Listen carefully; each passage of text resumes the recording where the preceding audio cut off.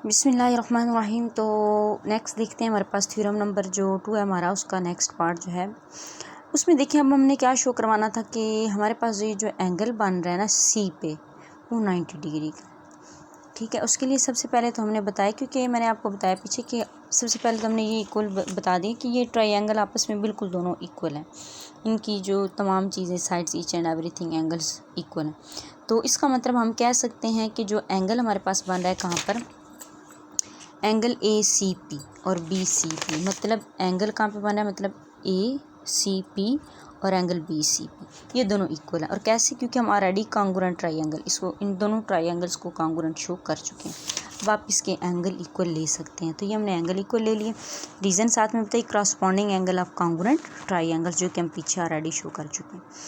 उसके बाद हमारे पास सप्लीमेंट्री एंगल। सप्लीमेंट्री एंगल का क्या मीनिंग होगा, जो एंगल हमारे पास एक लाइन के ऊपर बनता है ना वो हमेशा सप्लीमेंट्री एंगल होता है। जिस तरह से ये देखें, ये आपके पास लाइन है, इसके ऊपर जो एंगल बनेगा वो आपके पास 180 डिग्री का होता है। और 180 डिग्री का जो एंगल होता है, अगर कोई से दो आप एंगल लेते हैं, उन एंगल्स को आप प्लस करें और उसका आंसर आपके पास 180 डिग्री आता है, तो हम उसको सप्लीमेंट्री एंगल्स कहते हैं, ठीक है।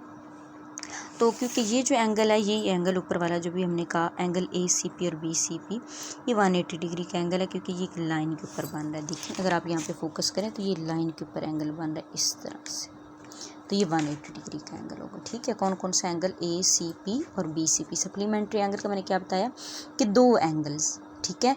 एक ये वाला एंगल देखिए ए सी पी, इसको प्लस करना है, और बी सी पी इसको हमने प्लस करना है, तो हमारे पास आंसर आपके पास क्या आना चाहिए, 180 डिग्री। और वो हमें कैसे पता चला, क्योंकि ये एक लाइन के ऊपर एंगल बन रहा है, और जो लाइन के ऊपर एंगल बनता है 180 डिग्री का होता है। और सप्लीमेंट्री एंगल का ये नहीं मतलब होगा कि वो लाइन पे बन रहा है, बल्कि सप्लीमेंट्री एंगल का मतलब ये होता है कि कोई दो एंगल लें, उनको प्लस करने से आपके पास आंसर अगर 180 आता है तो आपके पास जो होता है एंगल वो सप्लीमेंट्री होता है। जैसे ये देखें, अगर मैं इस तरह से दो एंगल कोई से बना लेती हूँ, इधर मेरे पास 60 डिग्री का एंगल है और ये मेरे पास 120 है, तो ये दोनों एंगल सप्लीमेंट्री होंगे, क्योंकि मुझे पता है 120 और 60 मेरे पास इक्वल हो जाएगा 180। इसको हम कहते हैं सप्लीमेंट्री एंगल्स। तो ये हमने यहाँ से पता चला हमें, क्योंकि एक लाइन के ऊपर एंगल बन रहा है तो ये हमारे पास सप्लीमेंट्री एंगल हो जाएंगे, ठीक है। तो ऊपर हमने कहा कि ये दोनों एंगल इक्वल हैं, नीचे हम कह रहे हैं कि दोनों का सम 180 डिग्री के इक्वल है। तो 1 और 2 से हम ये कह सकते हैं कि ये दोनों एंगल 90 डिग्री के होंगे। कैसे कह सकते हैं, क्योंकि हमने कहा इक्वल है। छोटी सी एग्जांपल आपको दूंगी।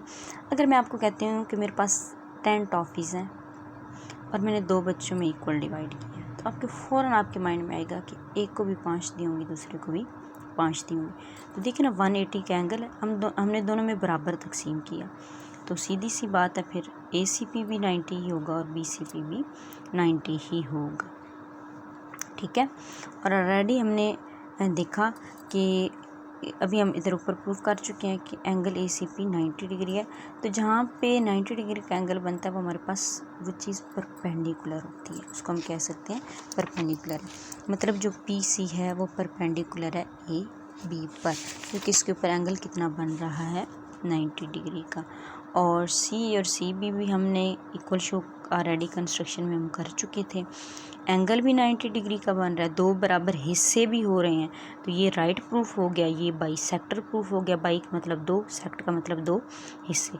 तो पी सी जो है वो राइट भी है, 90 का एंगल भी बना रहा है, और बाई सेक्टर भी है किसके ऊपर, ए बी पर। ये हमने 3 और 4 से बताया। और इसी तरह the point P is on right bisector of A B. तो ये हमारा थ्योरम प्रूफ हो गया। थ्योरम नंबर 2 है ये हमारा, इसको आपने अच्छे से समझना है। अगर आपको कोई चीज़ नहीं समझ आती, कोई बात नहीं समझ आ रही, कोई पॉइंट नहीं समझ आ रहा, कोई एक इवन लाइन नहीं समझ आ रही, आपने कमेंट में लाजमी पूछ लेना है। मैं इंशाल्लाह आपको रिप्लाई करूँगी उसका, और भरपूर से आपको आंसर करूँगी इसका। तो इसके अलावा अगर आप इसके अलावा भी मैथ या फिज़िक्स में अगर आप जानना चाहते हैं कि कौन से इंपॉर्टेंट क्वेश्चन है, कौन से इंपॉर्टेंट चैप्टर हैं, तो आप मुझे कमेंट कर सकते हैं।